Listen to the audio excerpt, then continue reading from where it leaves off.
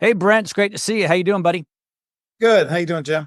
I am living the dream. Thank you for joining me today here on the podcast. I know everybody wants to hear your story, and I really want to hear your story because it's a varied story. You've done a number of things in construction as a contractor, and they've built upon themselves. So why don't you start at the beginning? Well, so in the very beginning, I was a college student and I, on the side, built a couple of decks for some friends and some people that I knew in the community. And after graduating college, I was working in radio and television. My background, I studied television film in college. And so as I'm kind of doing part-time in 1997, building the decks, it just kind of evolved into a business. Mm. And by 1998, I registered the first LLC for my deck building company and started building decks. A lot of people start out in decks. I'll tell you what's nice about starting off with decks. It's kind of, and no pun intended, ground floor. It's it's easier to start that. There's less barriers to entry than anything else. And then you kind of get your legs a bit, and then you're like, if we can do this, maybe we can build a house. But you don't want to start by just building a house without the experience of having something like deck work. Yeah. No, absolutely. I mean, I started building decks and, at the end of the day, I always used to tell homeowners, on a carpentry level skill, this is probably a 2 to 3, maybe a Mhm. 4 when it gets to some complicated steps or something. But, it's not super high skill, but at the end of the day, being able to put something together and being able to not only put it together, but design it. I found that's kind of what separated us from other folks is that I had the ability to design great space and build it. So. And the design is critical because that's what makes it special, unique, interesting, and people are willing to pay more money for that. But a deck is not that simple to do, actually. I mean, I don't think you're giving yourself enough credit. Things have got to be level, they have to be on good footings. Um, I mean, I've seen a lousy deck. I mean, we've all seen them, right? And I know the materials are different today. Years ago, though, there weren't a lot of these composite products, and things would warp easily and they'd age quickly, and keep them clean and stained, and it's just a lot of work. But the products today are a lot different, aren't they? Well, absolutely. I mean, when I first started, we were building probably 7 out of 10 decks were pressure treated pine. The total system Yeah. was pressure treated pine, the frame, the complete substrate, the stairs, the decking, the hand railing was all pressure treated pine. And I remember I got this call, and it was probably the spring of 1999. I built this guy a pretty good sized deck here in town, and he called me, said, "Hey, you got to come over and look at this." And I walked in his backyard with him. He's like, "Check that out." And I looked down, and there's a deck board literally that's pulled out. The nails have pulled out, ring shank nails, and it's standing up at a 90-degree on the very end. And I said, "Listen, I can't explain this, but." So I went and got another board, replaced it, and that was when I started seeing from 1999. That's when boards started warping. So all these genetically modified trees that they were cutting down at that point to grow faster and bigger, and taller, bigger, and obviously they cut them down to make boards. So those pine trees, after being pressurized, put the chemical in it. When they began to dry, they began to warp because they're trying to get back to what they were. So yeah, that was an interesting. So yeah, materials. Then Trex was around at that time, which we a lot of Trex, and we still do today. Use a lot of Trex material. But that was the first generation of Trex material. There was a lot of failure in the beginning. It wouldn't hold color. It wasn't structurally sound. It didn't last. It delaminated. There was all kinds of issues with that. But then, so we got into mainly being a carpenter, and as I evolved as a carpenter, we got into cedar, and so I built mainly cedar decks for probably the first 6 years of my career, where I really just steered homeowners in the way of cedar because I knew I would do a pressure treated pine substrate and I put a cedar deck on it, and we would stain that. Like, we were able to deliver a very high level finish and product by staying to wood. But I will say we evolved, and by 2006, we were probably 8, 9 out of 10 decks became composite. And composite, as we've gone all the way to today, that's really the lane that we're all in. We're all trying to figure out how to build a composite deck. So Yeah, there are great products today. Certainly a lot different. I grew up with the warping, and it's great to see better products out there. Okay, so you went from decks, didn't necessarily leave that world behind, but you also graduated into other things. What did you do next? So I guess in the same timeline, 98, 99, I was a couple years in, but what I was finding is that decks were super seasonal. We were March through October, and we were finding ways to stay busy, but it was certainly not busy enough. So I had bought a house, and this lady had owner financed it for me. She was a realtor here in town. So I did this house. I remodeled it and had it about a year, and I decided to sell it. And I made a little bit of money, and that little bit of money, I went and bought a big house that needed a tremendous amount of work. And I went to this local banker, and I remember walking in, telling her who I am. She kind of knew who I was a little bit. I told her I wanted to buy this house. It didn't have a kitchen, didn't have any bathrooms. It only had one working bathroom, but it just was gutted and it needed a complete remodel. And she gave me a loan, and I put my money down that I'd made on the first house that was owner financed.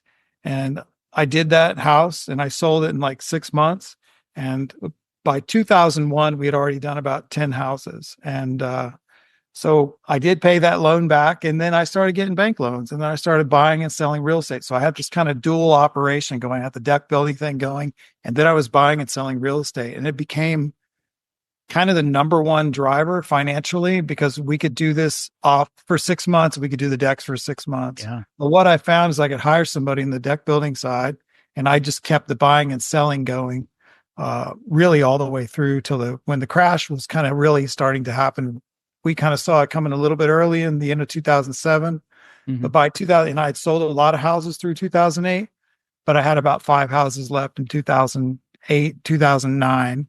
And we were able to get out of that, but it was a fun ride, because I learned a lot about houses and like how they're put together and all that. So I like the way you say it was a fun ride. Almost everything we do is worthwhile. yeah. Some people say, well, that's a waste of time, or I wouldn't do that again. That may be, but the experience itself may set you in a direction that is helpful today. If nothing else, you can say the experience taught me that I'll never do that again. And that's one nice thing about becoming seasoned in life. That's what I call someone my age, seasoned. I've been around for, decades. And when I talk to someone younger than me, I'm like, I'm so envious of you, because I'll see a guy who's 25 years old, who's way ahead of where I was at 25. And I said, oh my gosh, by the time you're my age, you're going to be like huge. and because you can't make up for experience, right? I mean, you can be really smart, you can be talented at 25, but that 50-year-old's going to be able to outmaneuver you in most instances, right? Sure. Yeah. And that's the way it is. Okay. So deck building into real estate, roofing as well. Yeah. So roofing has kind of been a weird foray. So all the houses that I told you about, 250 houses, round numbers. Now it's closer to 300 houses by 2020. Yeah. Right around the pandemic. So I bought and sold, 300 houses. Well, all 300 houses I put a roof on. So every single one of those. So I had a roofer. And to be honest, the same guy that does a lot of our roofing is still in my cell phone. He's still my kind of number one go-to. Doesn't mean we're pretty big now. So we have multiple roofing companies, but that we, subcontract to. But so the roofing really happened in 2021. We had a major hailstorm here. So when that happened, it was right in kind of the core of town. So I went outside because I saw it on TV. And as I was outside looking around, I wasn't seeing what I was hearing on television. So I walked back in, I sat down, my phone was just binging, like going off. And I looked at my phone and I had 35 text messages. Maybe it was 40, whatever it was. This was all my clients that had bought all of those houses. Mm-hmm. And then after the crash from 2009 through 2020, I did renovation. So I had all these other 100 clients. So all of, these people were calling me because their skylights were busted out, their windows were busted out, Yeah. roofs had holes in them. It was major enough that it got everybody's attention. So, I have a lot of people in inventory. So in the first 48 hours, we probably secured 50 houses to be conservative. I mean, we just went out, boarded up windows, boarded up skylights, put tarps on, and secured houses. And so we didn't charge a dollar for that. We did that because it was a community-based service that we needed to do for our friends and our neighbors. And we put that out on Facebook, and a lot of people called, and we were able to help a lot of people. Now, what came from that is I got a whole bunch of roofing jobs, and I didn't know how to do roofing insurance claim work at all. And so then I got a crash course in roofing. So, which I'd done roofing my whole life. I knew how to do the work. I just didn't know how to work with the insurance agent. So, Yeah, our insurance. the roofing industry is an interesting business. A lot of it is predicated on what can be done with the insurance company.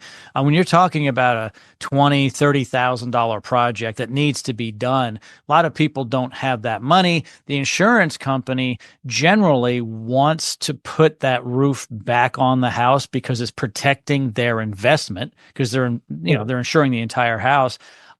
I have heard, and I found personally, that dealing with insurance companies is not that difficult when it comes to the roof. I had hail damage on my roof. I'm not a roofer. Called a roofer, had them come out, and they're like, I don't know, but let's have the insurance company come out. But, I mean, the roof is old, there's some damage. I'm not sure if they're going to give you a new roof or not. 50-50. Insurance company comes out, the adjuster's on the roof for no more than 5 minutes. He says, you're getting a new roof. Like, great. Yeah. And it's not necessarily that difficult. It might be a little more difficult today than it was 8 years ago when I got mine.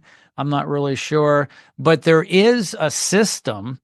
And as a roofer, you have to understand the insurance game. Otherwise, it's just a cash business, which is harder. You want to be able to have the insurance company pay for it. And what's really nice too is when you, as the roofer, are going into the project, you have been approved for $21,562. If you can make profit on it, you take the job. Yeah.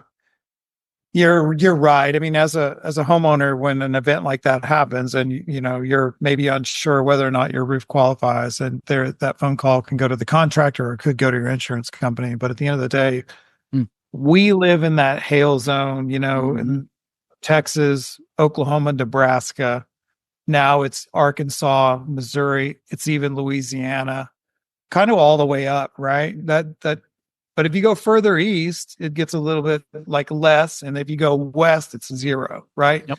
If you live west and you're a contractor, you're doing replacement roofing or replacement felt systems for tile roofs, et cetera, roof coatings. There's all kinds of businesses from the heat or whatever. But where we live, I mean, clients do say, well, I'm just going to wait till the next hailstorm so I can get my insurance company to pay for the roof, which it makes sense. If you're replacing your roof every 5 to 7 years on average, why would you buy a new roof? Well, that's where we are kind of launching a little bit of a new way of thinking. And we're really launching a business that's not only will we do insurance work, we're focused now, and we're trying to focus a little bit more on replacement services and really kind of focusing on those composite materials that we've learned so much about with the deck building. Like, I know a lot about composite materials. I know how composite materials are made.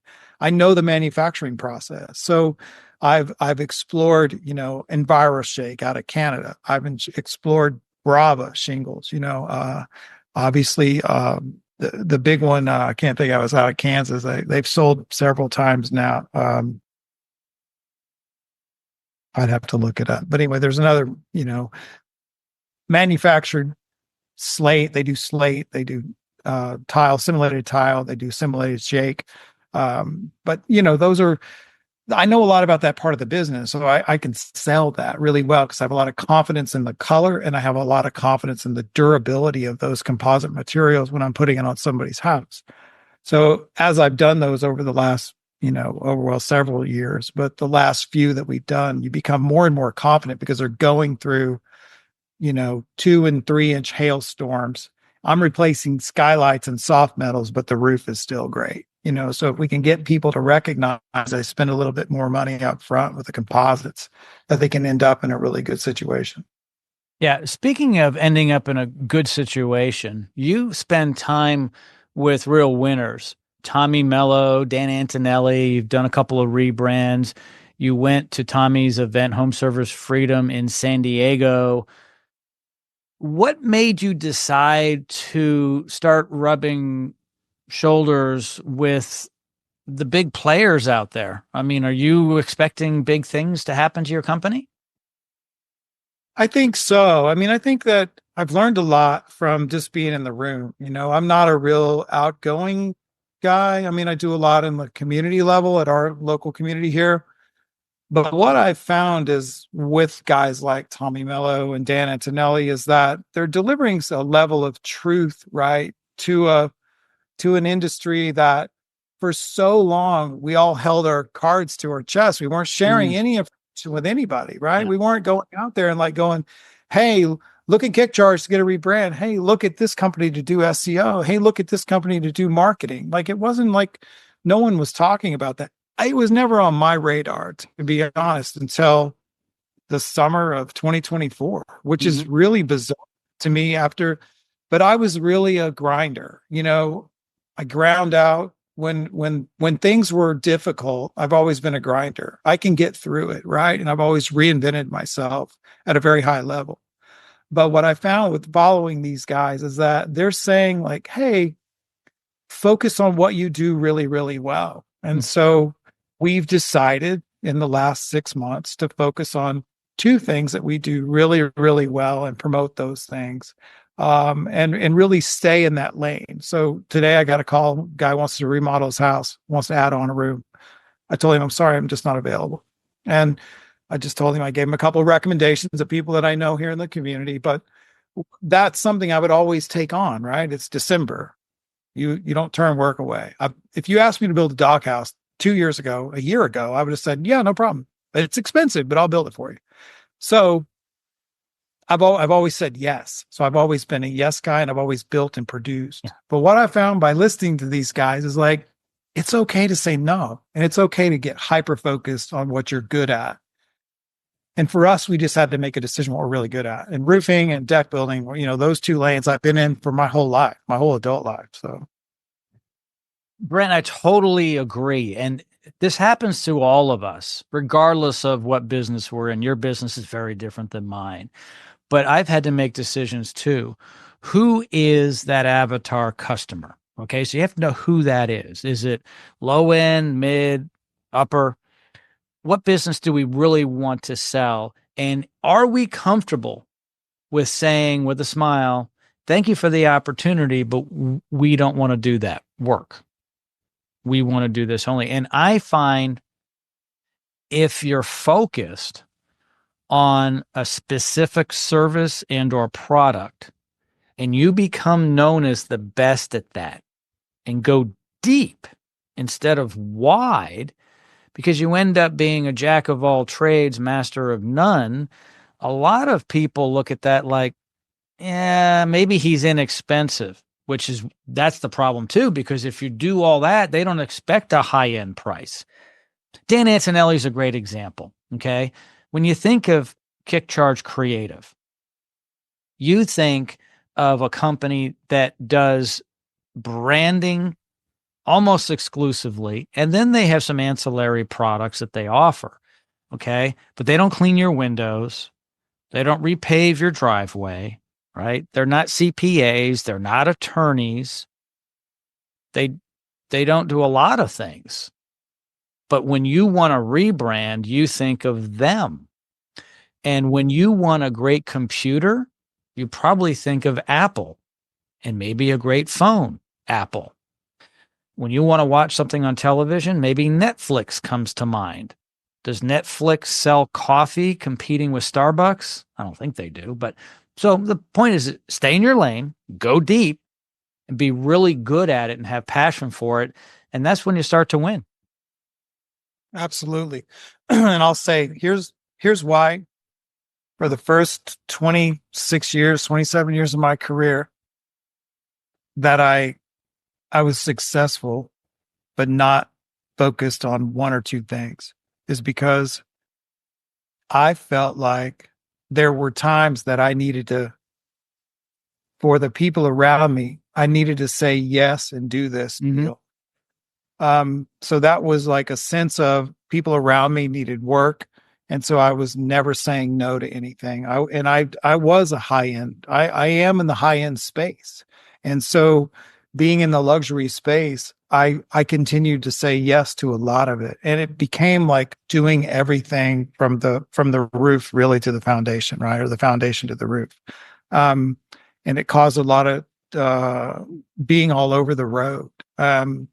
So but there was a level of responsibility that I just had with people that worked for me. And I'm talking about not just me, but I'm talking about there's 50 people behind me working on a house. So I brought all those people into that job. So anyway, there's this whole thing of saying no, right? That I'm not, to be honest, I'm just not super comfortable with. Even now, it's still at 54 and 27 years in, it's not necessarily my favorite word. So, and that's probably a fault, but Yeah. It's all part of the process and is part of time. One great thing about moving through our lives and our careers is we get to a point where we're like, you know what? I really like doing this and I'm really good at this. And you end up often, if you're smart, cutting out the stuff that you don't like to do that you're not good at. And I wish that I had figured that out decades ago, but a lot of us don't. They'll say, hey, look at that guy. He's an overnight success. And he's like 50 years old. And he'll say, no, I'm a 30-year overnight success. Because very few people yes, do it overnight. Now, sometimes there's, a Zuckerberg. I mean, almost overnight, Facebook was big. Microsoft got big relatively quickly, and that's just a Goliath. Bill Gates, Steve Jobs had his ups and downs, but he was always winning, pretty much. But most of us just kind of go about our lives and our careers, and we do this and we do that, and we stop doing this and we do that. And then one day, at least for me, I'm like, you know what? What do I want to do for the rest of my life? And what am I really good at? Because I want to be considered in the higher end space. I don't want to have clients that are low end like you. I don't want to deal with it, and I don't want to be known for that. And so what am I good at and what am I passionate about? And you really kind of need those, right? Because it's really hard to be successful if you just want to make a lot of money. Right? that's a really that I mean that's exactly what I was just thinking about when you were talking. That's been the story of my life because the creative part of me wants to build condominiums and the creative part of me wants to do historic tax credit projects and build these apartment buildings and turn this whole building into a great space and sell those condos in 5 years or whatever. So I think because of lack of attention, I would go over here and I'd do this for a while and I would try new things. But I can say that like in 2016 to 2018, I ended up with 32 condominiums for sale by the 2018 that I had built and developed. So I had millions of dollars worth of debt and I was, trying to figure out how to sell these, right? Yeah. And so Yep. COVID hits in 2020 and now I'm sitting on 20 units. Yep. So I had 20 units of millions of dollars worth of debt. So you're trying to figure out like, how did I get in this spot? Well, I did this development, I did that development. And then you end up, I sold them all by 2021. But I knew when I got out of the condo business, I was like, I'm not doing that again. That was a very valuable lesson. But as a self-employed person, it was a 5-year long, trek of learning that I'm not awesome at that because I build high-end luxury houses. And when you spend that kind of money, that means you have to sell them at that kind of money. Mm-hmm. And I wasn't just an apartment builder. I was a high-end luxury builder. Those products all sold for pretty pennies, but it just took a lot longer than anybody anticipated to sell them, especially when COVID hit. But then they sold really fast, after January 21, they all sold. Yeah. Well, there's the So anyway, Walmart and then the like a Neiman diverse. Marcus, right? So, you have a Walmart customer and a Neiman Marcus. You have a Neiman Marcus customer, and those aren't as frequent. You can't scale it the same way because there aren't as many of them. There's a lot more lower end consumers overall for anything than there are higher end. Um, and the question is, what lane do you want to be in? Are you selling Kias or Lamborghinis? Well, I can sell a lot more Kias, but the Lamborghini, that's a piece of art. And when I sell it, I'm selling it for 350, 400,000, maybe $500,000. That's a big difference. So it depends on where you want to be. As we wrap up this episode, what advice would you have for someone who's a little younger than you and I, who's getting into their own business? Let's say it's in home service. Let's say they're building decks, or maybe they're a plumber. What advice would you give them as a mentor? Maybe it's a 30-year-old getting into the trades. What would you say to them? Well, I mean, I would say follow your passion, follow your dream. I have done that in different spaces for different periods of my career. And I will say that I've enjoyed kind of all the chapters, right? Even looking back. But if your goal is to be extremely wealthy or to have a very, very successful career, you've got to have some way of kind of tailoring that goal to what you do and keeping it in kind of a singular lane.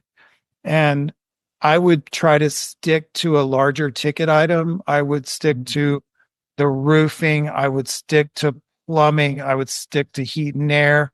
But I will say anything that you do in the service business space from here forward, if you can show up, do the job, and make the customer happy, and they're going to write you a check, you're going to be super successful, because this is like a dying art, right? People wanted to go into like white collar, and everybody wanted to be a lawyer, or they wanted to be working as an executive at AT&T, or in my day it was Southwestern Bell here in Oklahoma City, and my dad did that. So that's kind of what I thought I would end up doing, and I ended up being a blue collar worker, right? And at the end of the day, we need more of those folks that are willing to go out and start electrical companies and mechanical contractors and plumbers and insulation guys, garage door guys, you name it. Focus on that.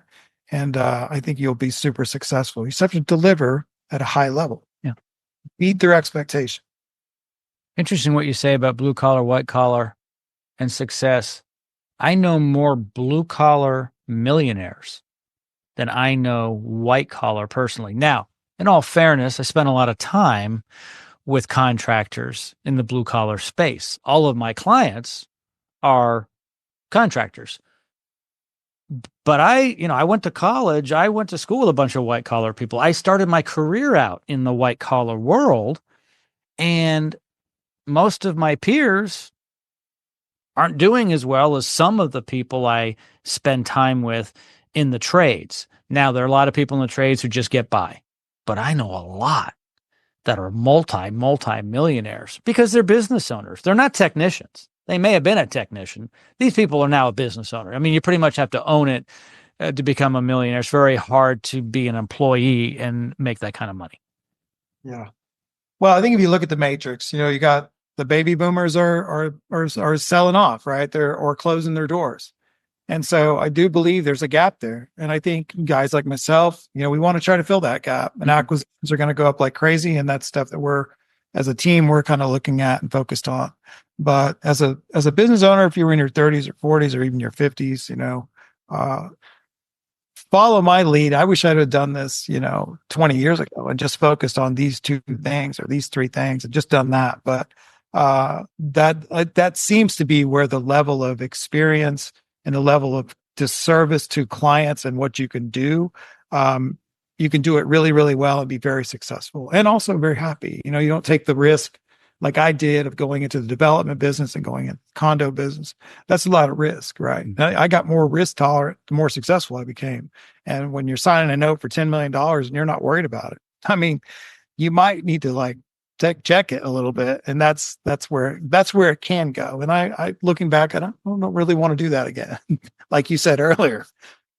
Yeah, there's a lot of things that I wouldn't do again, but it really made me who I was. It's really interesting. I've done a lot of things in the past, for my career. And I look back now and I'm like, man, I was either stupid or very courageous or both. And I'm not sure I have the stomach for that anymore. But then again, maybe it was a younger man's game. And in some ways, I had less to lose because I had time. I mean, when you're 30 years old, you can make more mistakes than when you're 50. Yeah, for sure. Because you have time to recover. Anyway, this has been awesome, Brent. Thank you so much for joining me. Let's get you back on the podcast again. Does that sound good? Sounds great, Jim. I appreciate you. Thanks a lot for having me.